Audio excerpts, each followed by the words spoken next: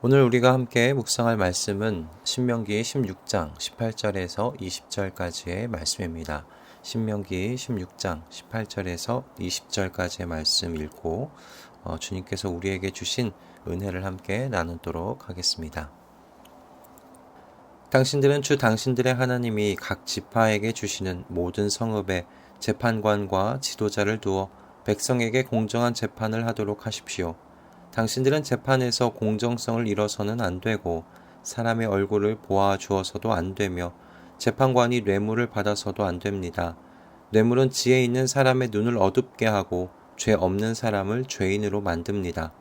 당신들은 오직 정의만을 따라야 합니다. 그래야만 당신들이 살고 주 당신들의 하나님이 당신들에게 주시는 땅을 당신들이 차지할 것입니다. 아멘. 하나님께서는 이스라엘이 바르고 반듯하게만 자랄 것이라고 낙관하지 않으셨습니다. 하나님께서는 이스라엘 안에 반드시 영적 부패가 일어날 것이며 그들은 서로 자신의 욕심대로 살아 다투고 싸우고 분쟁하게 될 것이라고 바라보셨습니다. 그래서 오늘 말씀을 보면 하나님께서는 모든 성읍마다 지도자와 재판관을 세우시죠. 그들을 통해 하나님께서 이스라엘에게 이미 주신 하나님 나라의 법도와 규례가 실행되지 않는 지역이 없도록 하시는 것을 우리는 볼 수 있습니다.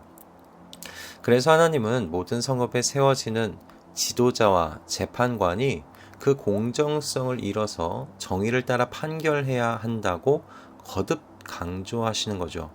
이들이 공정성을 잃어 정의를 따라 재판하지 않는다면 이스라엘 안에서 급속도로 퍼져나갈 이 영적 부패와 도덕적 해이를 바로잡을 수 없기 때문입니다. 그리고 그 결과는 비참하게도 이스라엘이 하나님께서 주시는 이 약속의 땅을 차지하지 못하게 될 수 있다는 것이었어요. 그러므로 하나님께서는 모든 성읍에 있는 재판관과 지도자들에게 이스라엘 백성을 공정하게 재판해야 한다고 강조하십니다. 그런데 이 본문의 말씀을 오늘날 우리는 우리 자신에게 어떻게 적용할 수 있을까요? 이 말씀은 그저 법원에 있는 이제 판사나 검사님들에게만 해당되는 말씀으로 생각해야 할까요? 우리는 이렇게 누군가를 재판할 일은 없으니 말이죠. 이 본문을 올해 9월에 우리는 묵상을 했었습니다. 그때 우리는 성도는 하나님을 거스르는 이 세상의 영적 부패를 판단하고 재판할 사람이라고 말씀을 나누었어요.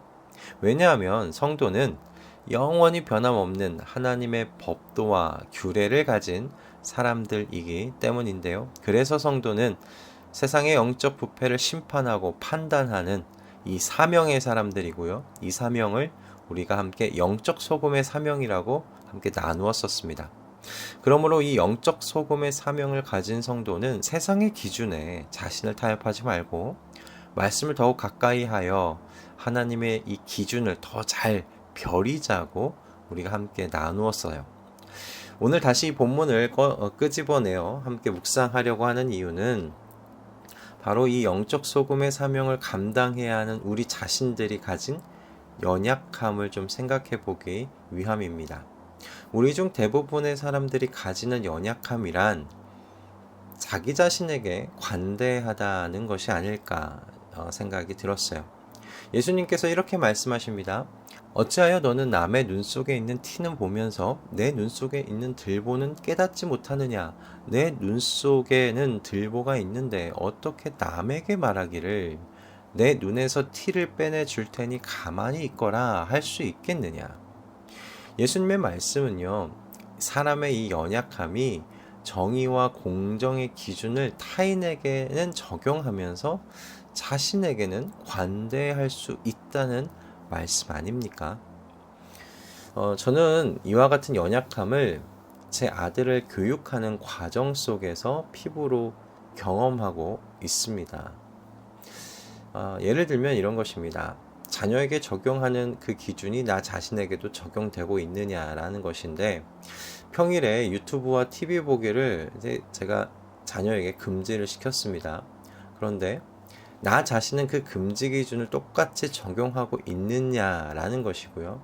그렇게 유튜브와 TV를 혼자 보는 시간을 없애버리는 대신에 그럼 부모인 나 자신이 자녀와 함께하는 시간을 그만큼 확보하려고 하고 있느냐, 내 삶을 살펴봐야 한다는 것이죠. 하나님께서 무작정 금지 규정만을 아들에게 들이대는 것이 정말 정의롭고 공정한 것이냐, 제 자신에게 물어오시더라고요.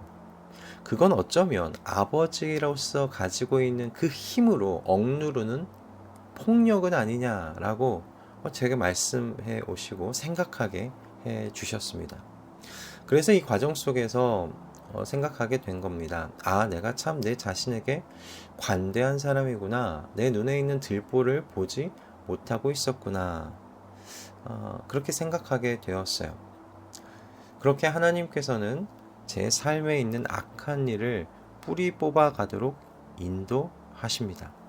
이렇게 인도해 주시는 하나님께 참 감사했고요. 그리고 이처럼 우리는 정의와 공정의 기준을 우리 삶 곳곳에서 적용하면서 살아갈 수 있다는 것을 생각하게 해 주셨습니다.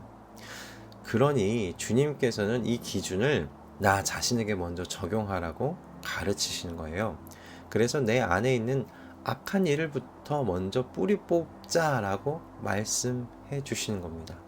그래야 비로소 정의를 따른 공정한 재판을 할 수 있는 하나님 나라의 건강한 성도가 될 수 있다고 말씀해 주십니다.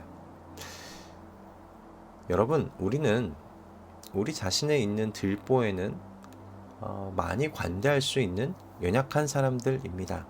그런데요, 그 연약함이 우리 안에 있는 죄를 키울 수 있다는 사실 잊어서는 안 될 겁니다. 하나님께서 오늘 본문과 같이 공정한 재판에 대하여 말씀하시는 건 이스라엘 안에 분명히 일어나게 될 이 영적 부패와 도덕적 해이를 아셨기 때문이었고요. 그래서 정의를 따라 공정하게 재판할 재판장과 지도자들의 존재가 매우 중요했던 겁니다. 이들의 존재 유무에 따라서 이스라엘은 하나님의 약속하신 땅을 차지하느냐 쫓겨나느냐 그 생명이 달려 있었어요. 여러분, 마찬가지입니다. 우리 자신이 정의를 따른 공정한 재판을 할 수 있는 건강한 성도로 자라가는 건 하나님께서 우리에게 약속하신 풍성한 삶을 누리며 사는 것과 밀접하게 관련이 있다는 말씀입니다. 앞에서 제가 잠시 예를 들어 말씀드린 대로 제가 제 안에 있는 들보를 뽑아내고 자녀와 함께하는 시간을 늘려간다면 그 결과는 무엇이겠습니까? 주님이 주신 이 가정의 복을 풍성하게 누리는 그 삶이 될 거라는 것이 분명하죠. 하나님께서 우리에게 정의를 따른 공정한 재판을 요구하시는 건 풍성한 삶을 살고 누리게 하시려는 하나님 아버지의 마음이라는 사실을 자녀인 우리가 좀 알아들였으면 좋겠다 싶습니다. 그러니 우리 하나님의 기준을 우리 자신에게 먼저 적용해 보십시다. 나 자신에게 관대하여 우리 안에 있는 들보, 악한 일을 놔두지 우리 함께 마십시다. 내가 나 자신에게 먼저 정의롭고 공정한 재판관이 되어야 합니다. 그래야 하나님께서 하나님의 자녀에게 주시고자 하시는 풍성한 삶을 누리며 살 수 있습니다. 우리가 그렇게 되어 가는, 그렇게 하나님께서 약속하신 풍성한 삶을 누리고 사는 저와 여러분 다 되실 수 있기를 주님의 이름으로 축복합니다. 기도하겠습니다.